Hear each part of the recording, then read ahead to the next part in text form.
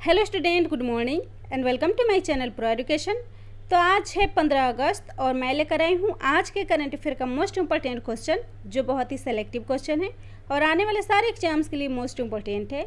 तो प्लीज़ मेरे वीडियो को लाइक कर दीजिएगा, शेयर कर दीजिएगा और मेरे चैनल को सब्सक्राइब कर लीजिएगा और बेल आइकन प्रेस कर लीजिएगा ताकि आने वाले वीडियो का नोटिफिकेशन आपको मिल सके।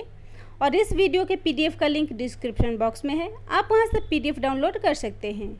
तो चलिए शुरू करते हैं आज के करंट अफेयर का फर्स्ट क्वेश्चन। पहला क्वेश्चन है, अरुणोदय योजना किस राज्य में शुरू किया गया है? तो इसका राइट आंसर होगा ऑप्शन बी, असम। तो इस योजना को असम राज्य में शुरू किया गया है और इस योजना का उद्देश्य है राज्य के महिलाओं को आर्थिक रूप से सशक्त बनाना, जिसके अंतर्गत गरीब परिवारों को प्रत्येक महीने 830 रुपये प्रदान किए जाएंगे। और इस योजना के तहत तलाकशुदा, अविवाहित, विधवा और विकलांग व्यक्तियों के साथ साथ उनके परिवार को भी प्राथमिकता दी जाएगी। तो इस योजना को शुरू किया है असम ने। मुख्यमंत्री हैं सर्बानंद सोनोवाल, राज्यपाल हैं जगदीश मुखी, राजधानी है दिसपुर, सबसे बड़ा शहर है गुवाहाटी, विधानसभा सीट है 126, राज्यसभा सीट है 7 और लोकसभा सीट है 14, हाई कोर्ट है गुवाहाटी। नेशनल पार्क है Nameri national park, Manas national park, Orang national park और काजीरंगा नेशनल पार्क, जो एक सींग वाले गैंडे और हाथियों के लिए विश्व प्रसिद्ध है। और भारत का पहला तेल भंडार डिगबोई में स्थित है, जो असम राज्य का एक जिला है। और भारत में असम चाय का सबसे बड़ा उत्पादक राज्य है। और दिहिंग पटकाई अपग्रेड होने के बाद असम का छठा राष्ट्रीय उद्यान बन जाएगा। और हाल ही में मैनहोल सफाई के लिए असम में बैंडिकूट रोबोट को लॉन्च किया गया है और इसी के साथ इस रोबोट को लॉन्च करने वाला असम पूर्वोत्तर भारत का पहला राज्य बन गया है। तो इस क्वेश्चन में बात हो रही है महिलाओं के सशक्तिकरण की। तो इस क्वेश्चन से जुड़े कुछ इंपॉर्टेंट पॉइंट्स हैं, जैसे हाल ही में साइबर अभियान को तेलंगाना में शुरू किया गया है, जिसका उद्देश्य है महिलाओं और लड़कियों को साइबर क्राइम से बचाना। ई रक्षाबंधन, इस अभियान को आंध्र प्रदेश में लॉन्च किया गया है और इसका उद्देश्य भी साइबर क्राइम से महिलाओं को बचाना और उन्हें सशक्त बनाना है। और स्त्री अभियान हैदराबाद पुलिस द्वारा शुरू किया गया है, जिसके अंतर्गत स्त्रियों और लड़कियों की सुरक्षा करना है और उन्हें सशक्त बनाना है। और महिला किशोरी सम्मान योजना हाल ही में हरियाणा राज्य में लॉन्च हुआ है। अगला क्वेश्चन है, एरो 2 बैलिस्टिक मिसाइल इंटरसेप्टर को किस देश ने लॉन्च किया है? तो इसका राइट आंसर होगा ऑप्शन डी, इजराइल। तो इस बैलिस्टिक मिसाइल को इजराइल ने लॉन्च किया है। और एरो 2 एक मल्टी लेयर सिस्टम है, जिसमें Iron Dome, short range anti rocket system, David sling और एक माध्यम से लंबी दूरी की मिसाइल शामिल है। और एरो 2 इंटरसेप्टर ने स्पैरो टारगेट मिसाइल को शामिल किया है, जो सतह से लंबी दूरी तक मार करने वाली एक मिसाइल है। तो यह बात हो रही है इजराइल की। राजधानी है यरूशलेम, राष्ट्रपति हैं रूवे रिवलिन, प्रधानमंत्री हैं बेंजामिन नेतन्याहू और करेंसी है इजराइल न्यू शेकेल। और पृथ्वी का पहला अवलोकन उपग्रह इजराइल ने लॉन्च किया है, जिसका नाम है ओफेक 16 स्पाइस सैटेलाइट। और इजराइल में भारत के नए राजदूत संजीव श्रृंगला नियुक्त हुए हैं। अगला क्वेश्चन है, इंडिया बुल्स हाउसिंग फाइनेंस के नॉन एग्जीक्यूटिव चेयरमैन कौन बने हैं?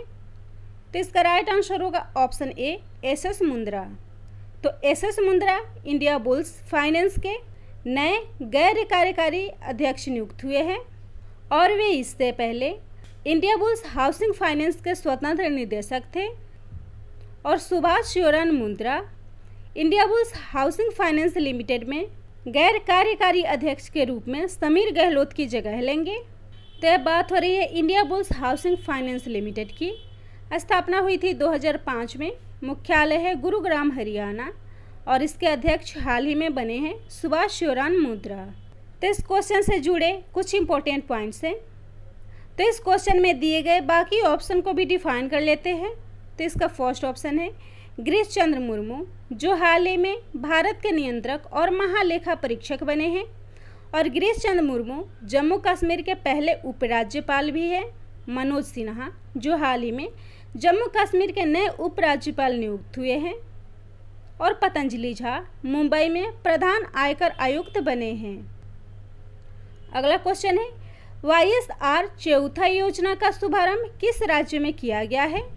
तो इसका राइट आंसर होगा ऑप्शन सी, आंध्र प्रदेश। तो YSR चौथा योजना का शुभारंभ आंध्र प्रदेश में किया गया है और यह आजीविका पालन के लिए चलाई गई एक योजना है और इस योजना के अंतर्गत 45 से 60 वर्ष की आयु वर्ग में अल्पसंख्यक महिलाओं को 4 वर्ष में 75,000 रुपये दिए जाएंगे, जिनमें उन्हें प्रत्येक वर्ष 18,750 रुपये दिए जाएंगे। तो इसको शुरू किया है आंध्र प्रदेश ने। राजधानी है अमरावती और हैदराबाद। मुख्यमंत्री है YS जगनमोहन रेड्डी। राज्यपाल हैं विश्वभूषण हरिचंदन और आंध्र प्रदेश के श्रीहरिकोटा में सतीश धवन स्पेस सेंटर स्थित है और नागार्जुन सागर बांध जो कृष्णा नदी पर बना हुआ है आंध्र प्रदेश में स्थित है और आंध्र प्रदेश ऑनलाइन कचरा एक्सचेंज प्लेटफॉर्म स्थापित करने वाला पहला राज्य है और आंध्र प्रदेश में MSME के लिए रीस्टार्ट पैकेज शुरू किया गया है और ई-क्रॉप पहल को किसानों के लिए लॉन्च किया गया है और निष्ठा कार्यक्रम जो एक इंटीग्रेटेड ट्रेनिंग है, इसको प्रशिक्षण देने के लिए और राज्य में शिक्षा की गुणवत्ता बढ़ाने के लिए शुरू किया गया है और ई-रक्षा बंधन साइबर सुरक्षा कार्यक्रम को महिलाओं के लिए लॉन्च किया गया है। अगला क्वेश्चन है, our only home a climate appeal to the world पुस्तक किसके द्वारा लॉन्च की जाएगी? तो इसका राइट आंसर होगा ऑप्शन बी, दलाई लामा।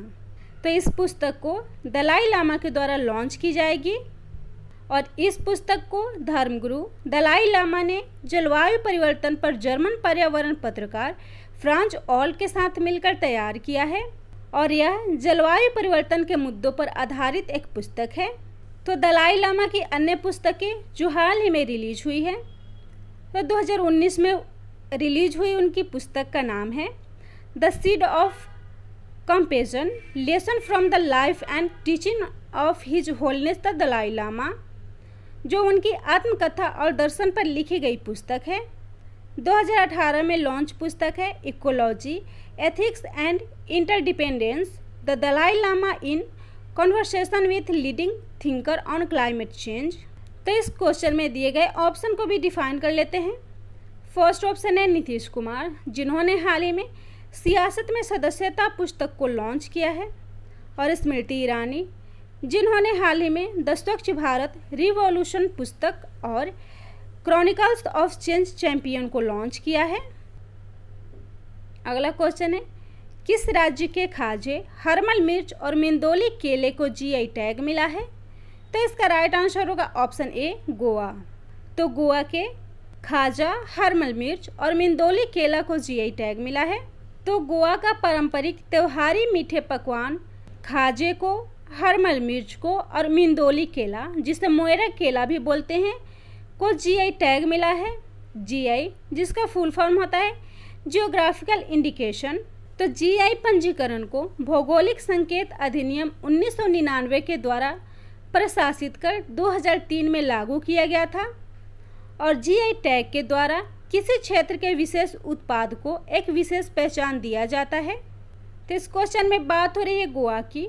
राजधानी है पणजी, मुख्यमंत्री हैं प्रमोद सावंत, राज्यपाल हैं सत्यपाल मलिक, लोकसभा सीट है 2, राज्यसभा सीट है 1, विधानसभा सीट है 40, उच्च न्यायालय है मुंबई और सबसे बड़ा शहर है वास्को डी गामा। राज्य भाषा है कोंकणी और कोविड-19 से मुक्त होने वाला गोवा भारत का पहला राज्य है।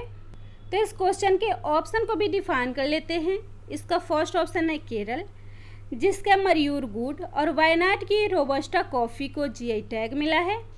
सेकेंड है महाराष्ट्र, जिसके कोल्हापुरी चप्पल और अल्फांसो आम को GI टैग मिला है।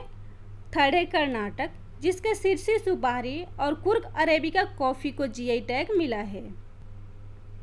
अगला है, किस राज्य में पैट्रियोट्स डे को हाल ही में मनाया गया है?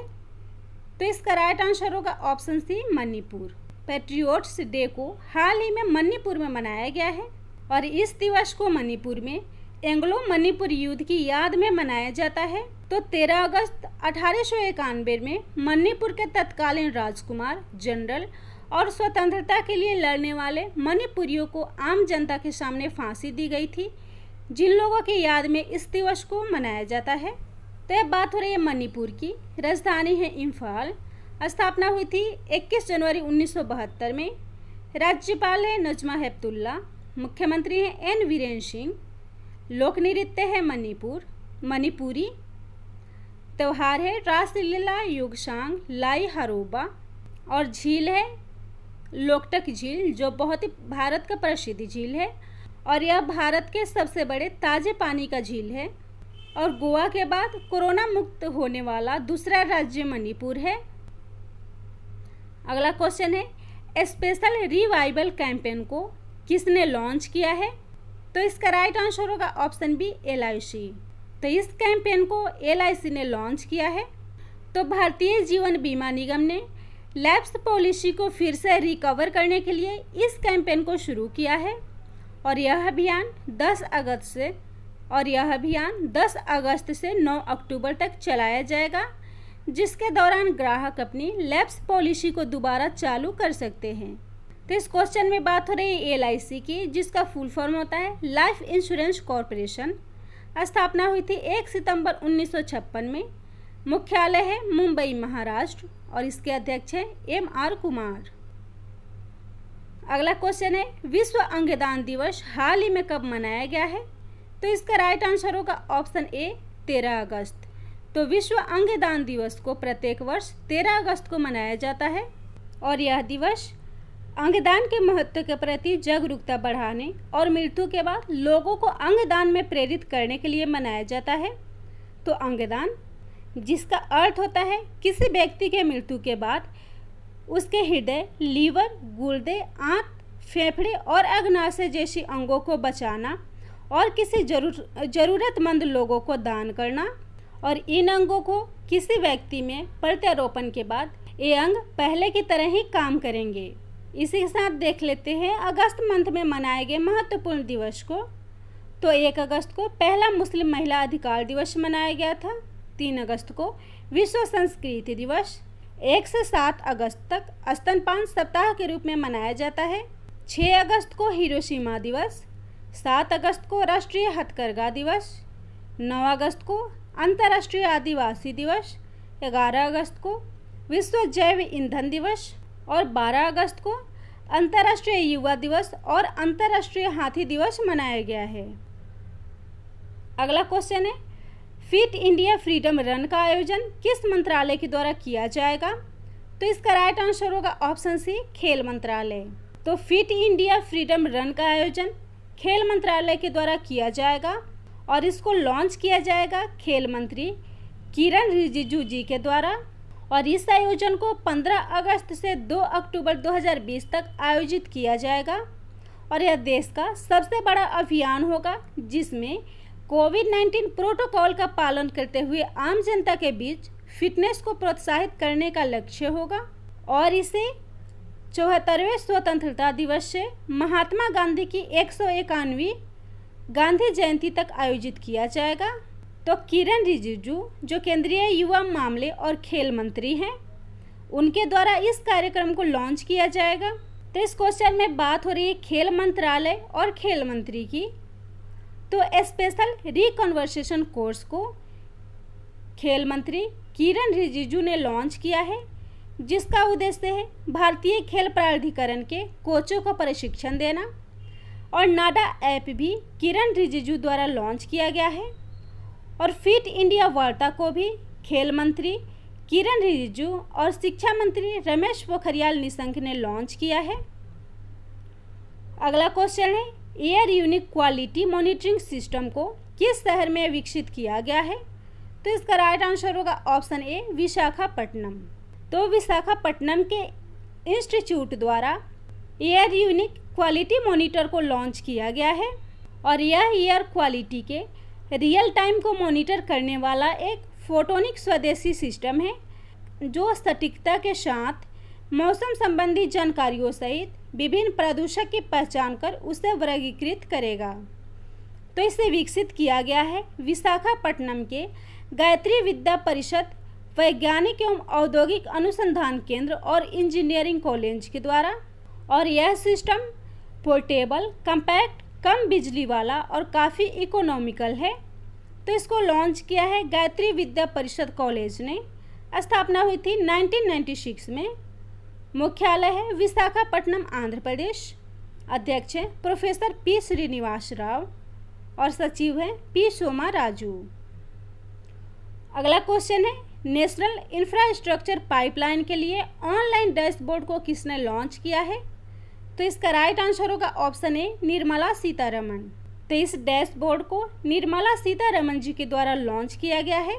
तो वित्त मंत्री निर्मला सीतारमण ने नेशनल इंफ्रास्ट्रक्चर पाइपलाइन के तहत पहचानी जाने वाली सभी परियोजनाओं के लिए ऑनलाइन डैशबोर्ड लॉन्च किया है, जिसके माध्यम से न्यू इंडिया में सभी स्टेक होल्डर्स को इंफ्रास्ट्रक्चर प्रोजेक्ट की जानकारी मुहैया कराई जाएगी। तो निर्मला सीतारमण जो केंद्रीय वित्त मंत्री हैं और राज्य मंत्री हैं अनुराग सिंह ठाकुर। तो वित्त मंत्रालय ने 29 मई 2020 को 3 साल के लिए PR जयशंकर को India infrastructure finance company limited का MD नियुक्त किया है। और इस क्वेश्चन का ऑप्शन है डॉक्टर हर्षवर्धन, जिन्होंने हाल ही में विद्यार्थी विज्ञान मंथन 2020-21 को शुरू किया है। और सेकेंड ऑप्शन है राजनाथ सिंह, जो हमारे रक्षा मंत्री हैं और इन्होंने आत्मनिर्भर भारत अभियान के लिए 101 रक्षा उपकरणों के आयात पर बैन लगा दिया है। अगला क्वेश्चन है, नौसेना संचालन का महानिदेशक किसे नियुक्त किया गया है? तो इसका राइट आंसर होगा ऑप्शन बी, दिनेश के त्रिपाठी। तो दिनेश के त्रिपाठी को नौसेना संचालन महानिदेशक नियुक्त किया गया है और वे इससे पहले नौसेना अकादमी के पूर्व कमांडेंट थे और उन्हें 1 जुलाई 1985 को भारतीय नौसेना में कमीशन किया गया था। और वे INS विनाश, INS किर्च और INS त्रिशूल की कमान भी संभाली थी। और हाल ही में उन्हें महानिदेशक नौसेना संचालन यानी कि DGNO नियुक्त किया गया है। DGNO जिसका फुल फॉर्म होता है डायरेक्टर जनरल नेवल ऑपरेशन। तो बात हो रही है भारतीय नौसेना की, जो विश्व की 5वीं सबसे बड़ी नौसेना है। मुख्यालय है नई दिल्ली। अध्यक्ष हैं एडमिरल करमबीर सिंह। और नौसेना दिवस प्रत्येक वर्ष 4 दिसंबर को मनाया जाता है। और हाल ही में प्रत्यक्ष नौसैनिक अभ्यास भारत और अमेरिका के बीच संपन्न हुआ है। और टॉर्पीडो डिकॉय सिस्टम मार्च को हाल ही में नौसेना में शामिल किया गया है। और नौसेना के साथ ही भारत के 2 और प्रमुख सेनाओं के बारे में भी डिस्कस कर लेते हैं। तो पहला है थल सेना दिवस, जिसे 15 जनवरी को मनाया जाता है और थल सेना अध्यक्ष है मनोज मुकुंद नरवणे। दूसरा है वायुसेना दिवस, जो 8 अक्टूबर को मनाया जाता है और वायुसेना अध्यक्ष हैं air chief marshal Rakesh Kumar Singh Bhadauria. तो अगर मेरा वीडियो आप लोग को अच्छा लगता हो तो प्लीज़ मेरे वीडियो को लाइक कर दीजिएगा, शेयर कर दीजिएगा और मेरे चैनल को सब्सक्राइब कर लीजिएगा और बेल आइकन प्रेस कर लीजिएगा, ताकि आने वाले वीडियो का नोटिफिकेशन आपको मिल सके।